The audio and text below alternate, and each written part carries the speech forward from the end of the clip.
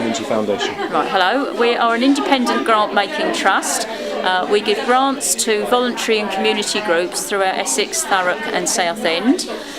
We currently manage around 49 different funds on behalf of a very wide range of donors, from individuals through to family trusts. We also manage programmes on behalf of things like the government or regional bodies, and we're here today to advise the groups in Thurrock as to how they can access our funds. Sometimes there's a perception that funding from an organisation called Essex doesn't include Thurrock. Is that wrong? That would be wrong. We do clearly state that we cover Essex, Southend and Thurrock.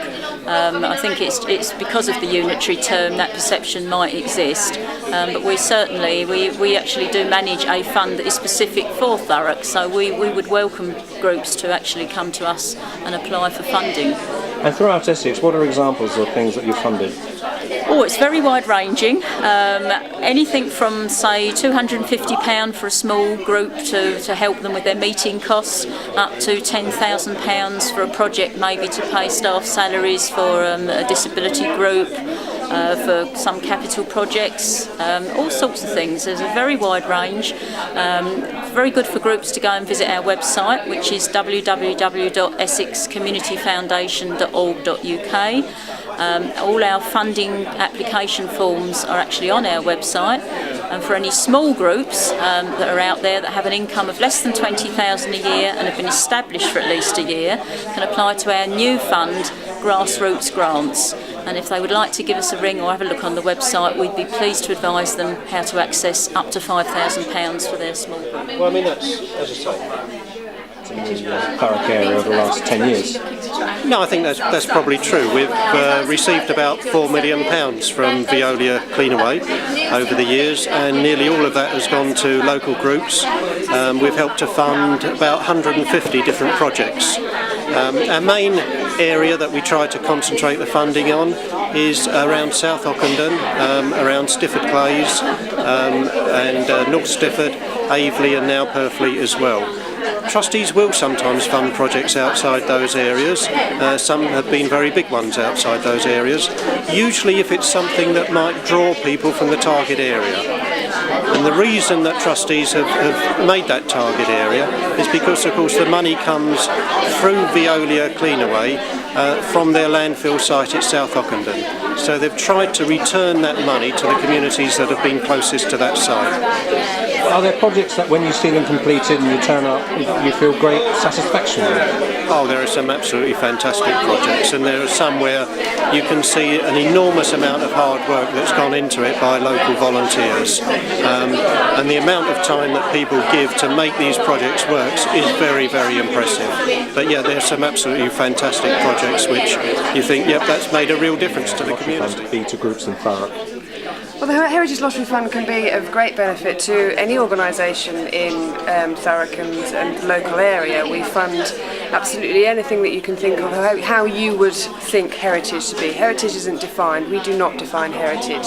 As an organisation, it's up to you to decide what heritage is about. And we fund lots of different things, from oral histories to cultural, to language, dialects, to land and biodiversity, to parks and public gardens, as well as historic buildings. And I mean, a lot of people do think that heritage means restoring old buildings, when it doesn't. It means so much more than that. And it's about museums and collections and people enjoying their heritage and celebrating their heritage and getting their heritage out to the widest possible audience, so we can all learn about heritage and enjoy it and celebrate it. And so it's great to be at a place like this today, where you can meet lots of different people and organisations, as well as other funding bodies, as well as other organisations who give grants and give funding, and hopefully we can all work together to help the local communities and local community organisations to enjoy their local communities and celebrate it, and hopefully enhance it and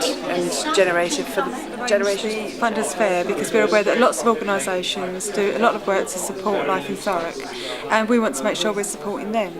Thurrock Council is a signatory to the Compact. This is Compact Week, and the Compact really says that there are so many things that need to be done in Thurrock. We recognise that no one agency working in isolation can do that, and we need the partnership with the voluntary community and faith sector to be able to make that really work. So we've arranged today as part of Compact Week, so our local organisations, as well as getting support from Thurrock Council and funding, can get that from external sources as well. And are you pleased with the progress of the development of voluntary community and faith groups in the borough?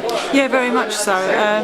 Things are really coming together through the Community Involvement Board, so we have opportunities for groups to comment on how they think Thurrock could be better and how groups themselves can help that process by delivering services, by bringing their members along to make suggestions, to be involved, to comment on policy.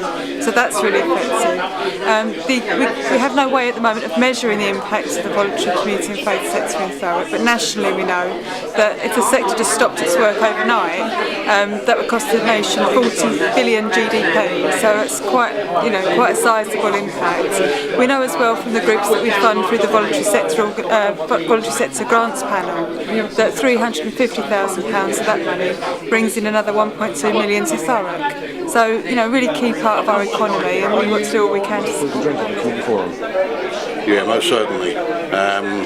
All of the members of forum committees are volunteers from their own communities, and we try and encourage as many people from different parts of the community, different sectors of the community to come on board as we can. In Chadwell we've got a committee of 15, and every slot is currently filled. And we have representatives from, we have a student, a member of the Thurrock Youth Cabinet, Sam Walker. We have one of the local GPs, Dr. Ambi Kapathy, and the rest is composed of local residents who also have affiliations with other organisations, for example the church and the Royal British Legion. So you have this multi-layered organisation. You have probably, on the meetings I've been to, 30 to 40 or more people attending. What's the secret of your success? Well, I think the secret of success is to make sure that you stay in touch with the community and with the issues that are affected at any given time.